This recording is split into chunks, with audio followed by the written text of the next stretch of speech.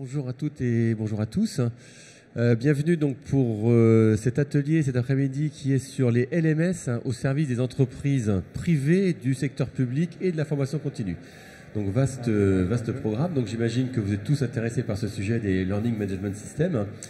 Moi je vais juste être la personne qui va faire l'introduction, qui va poser les questions s'il n'y en a pas dans la salle. Et donc j'ai le plaisir d'accueillir pour une séquence, si bien compris, de psychanalyse Baptiste Duveter et puis Pierre de Champsavin de la société Talentsoft. Talentsoft, IDOCO, historiquement éditeur de la plateforme LMS et qui a rejoint donc un ensemble plus vaste, c'est maintenant 2 ans, c'est ça? 3 ans. Exactement. 3 ans. Donc écoutez, je vous laisse tout de suite démarrer. Je ne sais pas qui est le patient, qui n'est pas le patient. Je suis le docteur. Pardon? Je suis le spécialiste. C'est le spécialiste. Allez, 1, 2. à vous. 1, 2. C'est parti. Merci beaucoup. Bien, bonjour Pierre. Bonjour docteur. Comment allez-vous Pierre? Bien, bien. Ça faisait quand même assez longtemps qu'on ne s'est pas vu. Toujours un problème avec votre mère, peut-être? Non, ma mère ça va. Non, le problème c'est que je rêve la nuit, je vois ma tête au bout d'une pique, ça va pas du tout. J'ai planté mon projet LMS. Ah, écoutez, je sens qu'on a un super sujet. Allongez-vous, je vous en prie. On va essayer de creuser ça. Merci. Vous êtes bien installé Pierre? Ça va, je suis bien là, ça va. Vous êtes pas mal. Allez, on va creuser ça ensemble. Alors, qu'est-ce qui va pas, Pierre? Racontez-moi un petit peu. Eh ben, je pensais avoir tout fait comme il fallait. Je pensais vraiment avoir pris les choses dans le bon ordre. J'avais bien réfléchi. J'avais mon objectif. J'avais bien compris l'importance des formations. J'avais activé le social learning. J'avais essayé d'avoir des contributeurs pour créer des ressources en interne.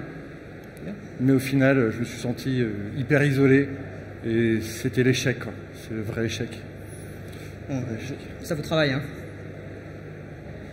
Oui, ça me travaille beaucoup. Ouais. Okay. Ouais, ça va pas du tout. Bon, écoutez, moi je suis pas un expert, vous le savez. Hein, moi, mon truc c'est plutôt l'écoute, la psychanalyse, l'écoute. Je connais pas trop vos sujets, mais l'important c'est que j'ai l'impression vous avez déjà fait un bon travail, Pierre. Vous avez déjà identifié des points intéressants. Donc ce qu'on va faire, c'est qu'on va chercher, bien sûr, à comprendre ensemble ce que vous auriez pu faire mieux, trouver des solutions. J'imagine que vous aurez, enfin, vu ce que vous me dites, pas l'occasion de le refaire dans cette entreprise-là, mais peut-être que vous aurez un prochain projet LMS qui vous sera confié chez un concurrent ou ailleurs. Donc je pense que c'est intéressant que je puisse vous guider là-dessus et que vous ayez un peu de solutions pour les prochaines fois. Merci docteur. Merci. Je vous en prie, je suis là pour ça. Alors, vous avez identifié 5 symptômes. Donc, nous allons les détailler ensemble si vous le voulez bien. Déjà, ce qui est intéressant, c'est qu'il y a une belle progression dans ce que vous avez identifié. Bah, on va parcourir. Oui, c'est pas mal. Hein. Donc, ce que je vous propose, c'est de démarrer sur le premier. Vous me parliez des objectifs. Ah oui, alors moi j'étais venu à Learning Technology l'année dernière. Je voulais mettre en place un LMS. J'avais trouvé un fournisseur qui avait les 3 lettres L, M, S et dans le bon ordre. Et on l'a implémenté, et c'était là, et puis ça marche pas, quoi, il se passe rien. Alors ça c'est intéressant, c'est un sujet intéressant parce que là vous me dites que vous l'avez mis en œuvre votre projet LMS. Oui, il était là. Vous êtes allé où? Ouais. Il est en place? Oui. Alors qu'est-ce qui fait pour vous que c'est un échec? Bah en fait, je sais pas, parce qu'on n'arrive pas à former des gens qui travaillent dans des équipes, qui elles-mêmes ont des objectifs. En fait, peut-être que c'était ça, les vrais objectifs. Se dire qu'il fallait former des gens sur des sujets particuliers, par exemple former 75% des collaborateurs ou augmenter les ventes. En fait, c'était peut-être ça, les vrais objectifs. Très bien. Alors, ça, c'est intéressant. C'est-à-dire que si je résume bien, le LMS, en fait, qui est un outil, hein, a priori, c'est un outil informatique, si je comprends bien. Oui. C'est ça. Donc c'est plutôt un moyen, et ça peut pas être un objectif en soi. La mise en place de l'outil n'est pas un objectif. On doit vraiment se rattacher à des objectifs plutôt tangibles, des choses qui sont vraiment liées à votre business, hein, c'est ça, hein? Bah, j'ai l'impression, oui. D'accord. Bon, c'est bien, déjà on a un bon point de passé là. Ouais. Très bien, Pierre. Ça va mieux. Ça va mieux, là, ça commence. Ça ira mieux tout à l'heure. Donc, vous aviez un deuxième sujet intéressant, c'est sur la partie contenu de formation.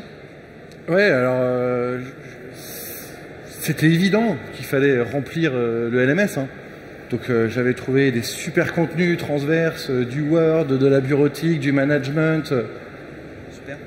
Très qualitatif, des super experts, magnifiques et tout. Et en fait, pas de trafic, zéro engouement, rien. Un autre échec. D'accord. Vous voulez dire par là qu'en fait, vous aviez tout ce qu'il fallait, personne n'est venu se former? C'est ça, hein? Ouais, okay. C'est ça. Alors, est-ce que les collaborateurs se sont sentis quand même quelque part touchés par cette offre énorme que vous aviez mis en place? Bah non, pas du tout. Non, pas du tout. Non. Est-ce qu'ils auraient pu la trouver ailleurs, cette offre? Est-ce que sur YouTube, par exemple, ils auraient pu trouver toutes les formations Excel ou management dont vous me parlez là? Ouais, en fait, ce qu'il leur fallait, c'était sûrement des formations métiers qui soient liées à leur vrai métier, à leur vrai quotidien.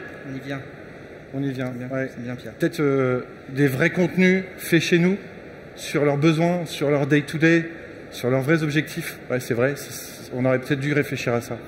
Est-ce que vous pensez qu'il y avait une adéquation entre leurs attentes et ce que vous avez proposé? Pas du tout. Non.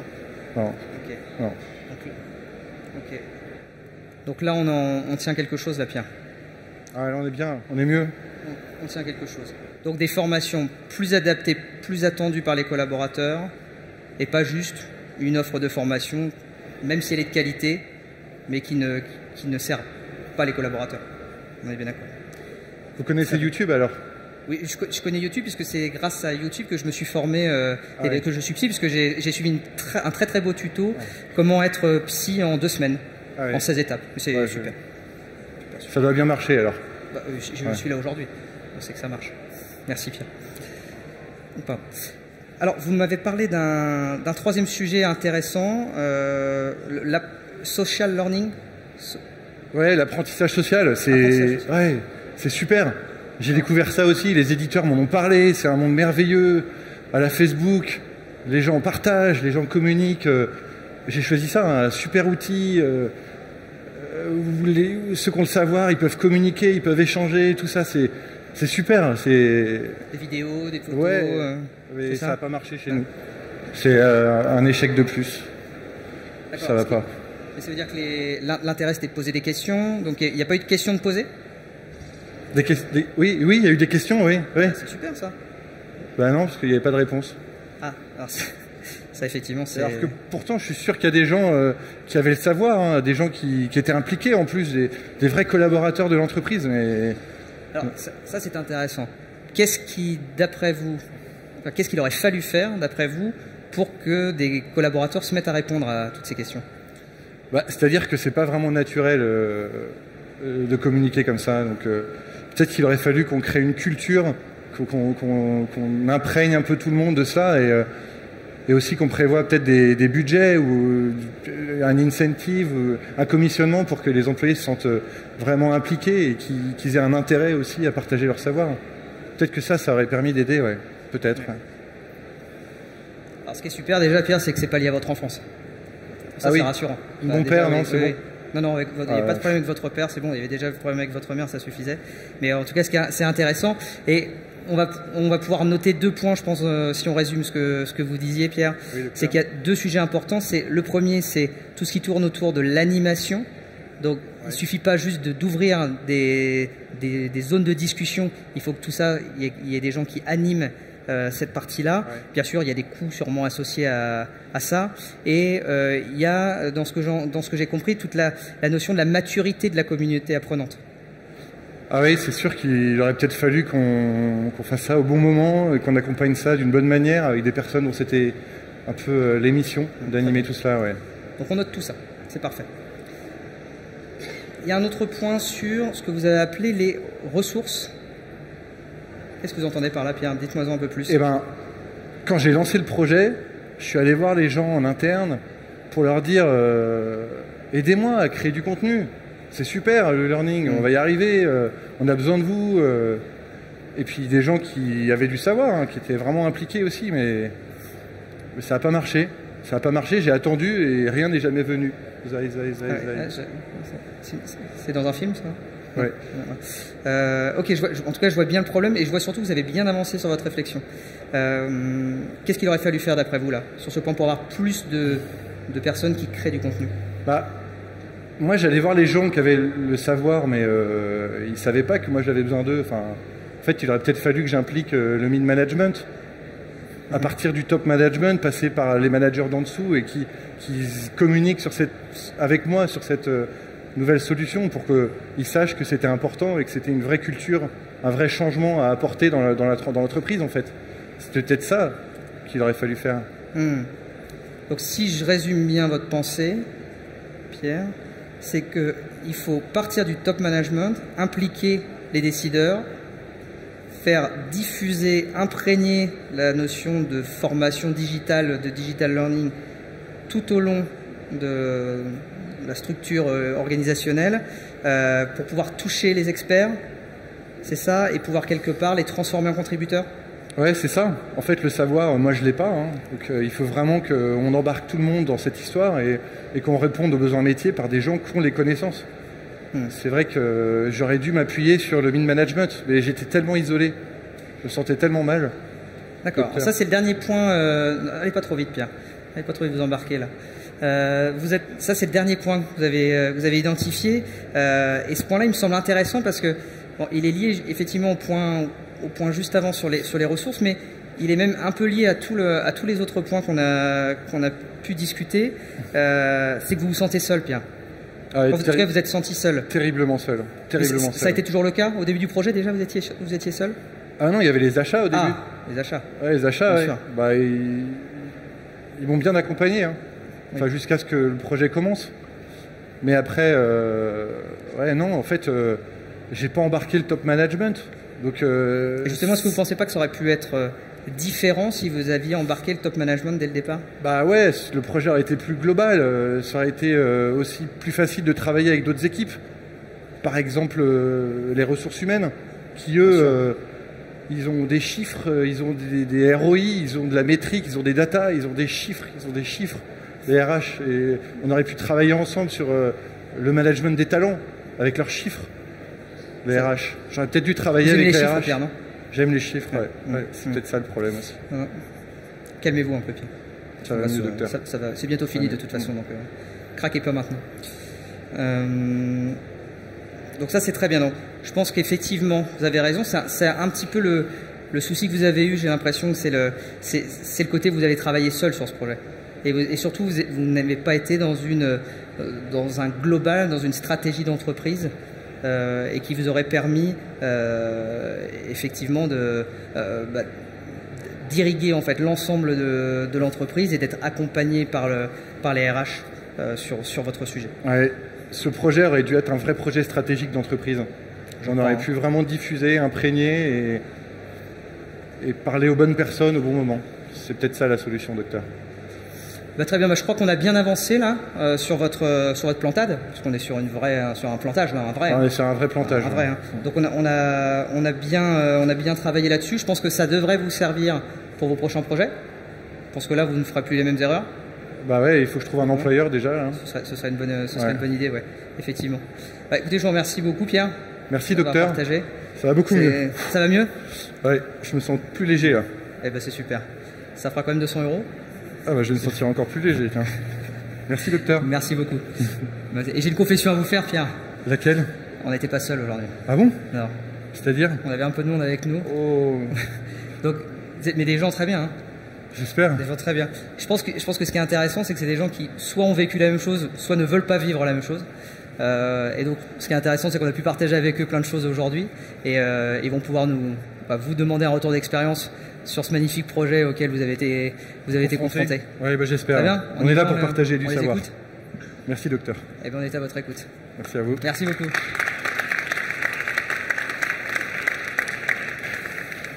Alors effectivement, bon, on a une belle leçon. Vous avez pas mal parlé. Finalement, moi j'ai retenu un mot clé, c'est l'isolement. Finalement, faut surtout pas être isolé dans cette histoire. Et vous avez dit peut-être qu'il y a des questions dans la salle, parce que j'imagine que si vous êtes là, c'est que vous êtes au courant donc un peu de ce sujet sur les LMS.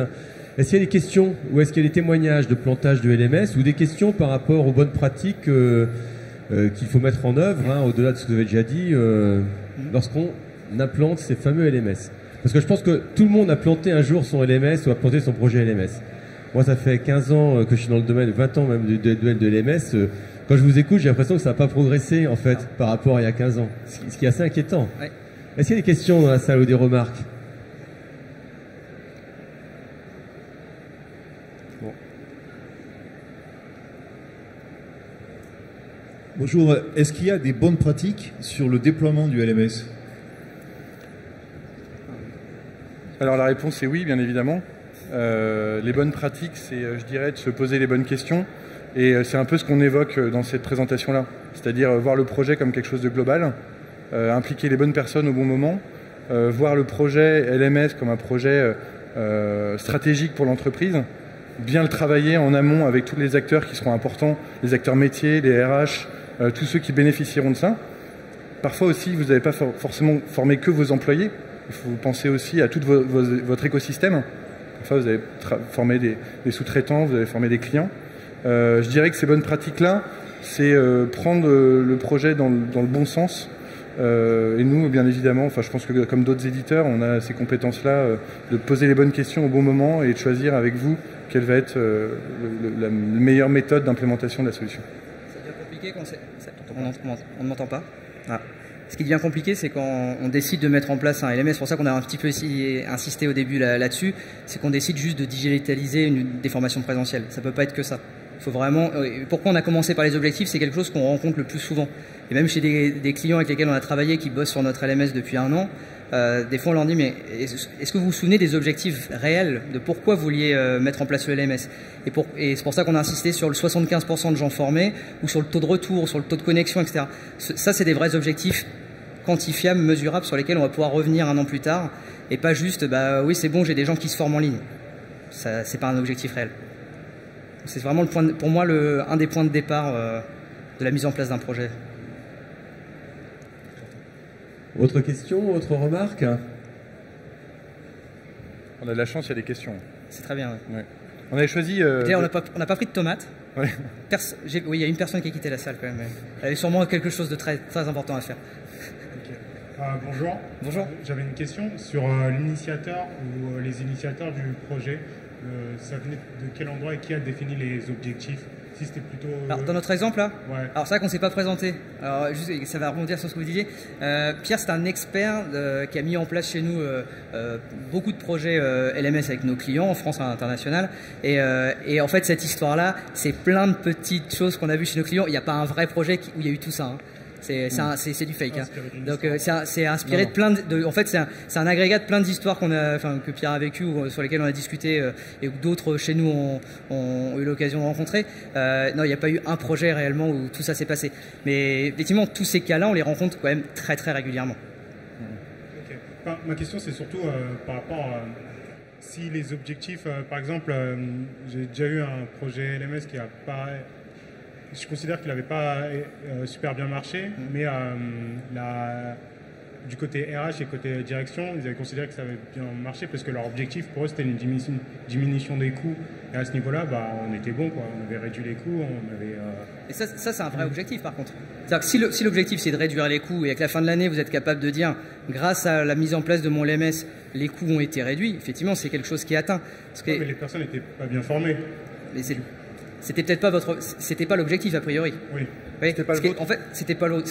En fait, je pense que dans chaque entreprise, on a des objectifs différents sur la mise en place d'un outil LMS. Ce qui est très important, c'est que les objectifs soient clairement identifiés, soient mesurables, réalisables, et qu'on puisse se revoir 1 an plus tard et se dire si l'objectif est atteint, le projet est vraiment valide. Si c'est juste de dire j'ai mis en place un LMS, parce que ça arrive beaucoup, hein, de gens disent il faut digitaliser la formation, c'est pas vraiment un objectif. Okay. Il faut vraiment des choses opérationnelles. Ok, merci. Rapproche ton micro de la bouche. Il y avait une autre question, je crois que c'était pas monsieur là-bas. Non, c'est bon. Je suis devant. Ok, d'autres questions? Alors, comme il nous reste un petit peu de temps, on est passé que la couleur orange. Moi, j'ai quand même une à vous poser. J'ai vu qu'il y avait une autre conférence sur le salon, c'était Thales. Bon, on va dire que les LMS, c'est plutôt des entreprises d'une certaine taille qui les mettent en œuvre.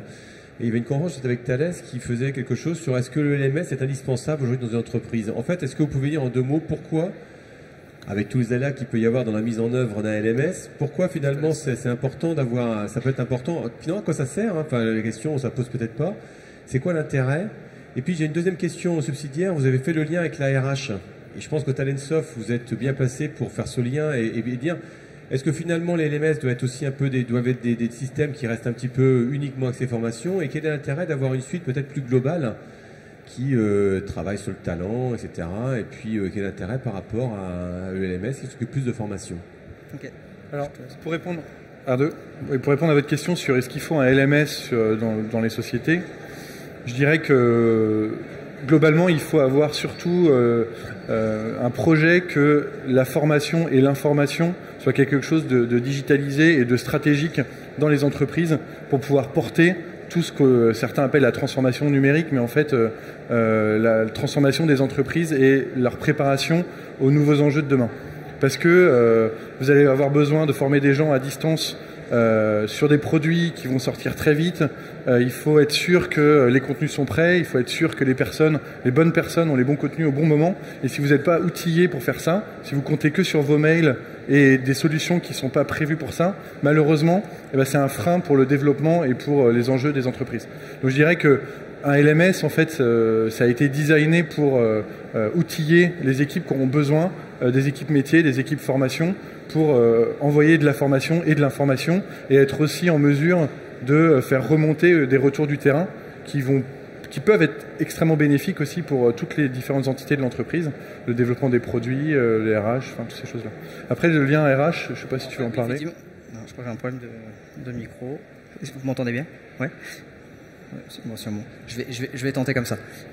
Oui, effectivement, après, la place du LMS dans une solution de gestion des talents, c'est vrai que c'est hyper important parce que, comme on a essayé de le faire remarquer, il faut que on est sur de la formation. Donc la formation, c'est quelque chose qui, quelque part, est forcément piloté par le service RH. Et on va pouvoir bénéficier, lorsqu'on est dans une solution totalement intégrée, bien de l'ensemble des autres processus RH. C'est-à-dire qu'il ne faut pas que la formation soit un processus isolé, mais il faut qu'on puisse irriguer la formation dans l'ensemble des processus RH. Bien sûr les entretiens annuels, mais même le onboarding. C'est-à-dire que sur des solutions, lorsque vous commencez à capter des collaborateurs, très rapidement, vous pouvez les faire connecter sur vos plateformes de gestion des talents, sur lesquelles vous allez avoir des parcours de formation dédiés par métier, et donc vous allez pouvoir directement intégrer vos onboardés sur vos plateformes de gestion des talents et passer par des LMS pour pouvoir les intégrer directement sur des formations métiers ou des formations de découverte de l'entreprise. Et avec des outils aujourd'hui comme le mobile, c'est hyper facile pour quelqu'un qui arrive dans l'entreprise de se former avant d'avoir son PC et tout le matériel qui va avec donné par l'entreprise. Et donc effectivement, d'avoir ça dans une gestion de talents intégrée avec un corps RH, avec la gestion des entretiens annuels, ça a un vrai sens. Et bien sûr, un outil aussi d'administration de la formation, puisque mine de rien, on en parlait tout à l'heure sur la gestion des coûts, il faut être aussi capable de piloter toute cette partie-là, gestion des coûts, obligatoirement. Ok, je regarde l'heure et je pense qu'il reste encore peut-être la place pour une question.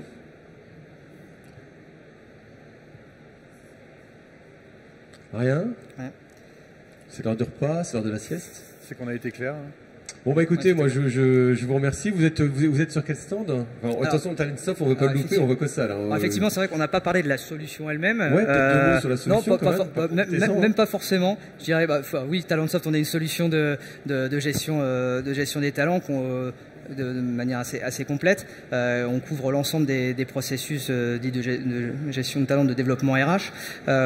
Donc, si vous êtes intéressé pour venir voir la solution, on a une démonstration qui a lieu sur le stand C30 qui sera à 15h, qui sera animée par Géraldine Carrière, qui en plus est une vraie spécialiste de la formation, mais elle vous fera faire l'ensemble, une démo sur l'ensemble de la solution, donc sur notre stand C30 à 15h. Voilà. Venez nombreux. Et c'est bien je rajouterais que c'est bien d'avoir des éditeurs comme Talentsoft français, qui rejoignent une dimension européenne, voire mondiale. Ouais. Et dans ce monde où aujourd'hui la data, parce que tout ça c'est de la data, c'est de la donnée qu'on récolte sur les personnes, c'est pas mal que ça reste en Europe. C'est une bonne chose. Voilà, bonne continuation. Merci. Merci à tous. Merci à vous. Merci.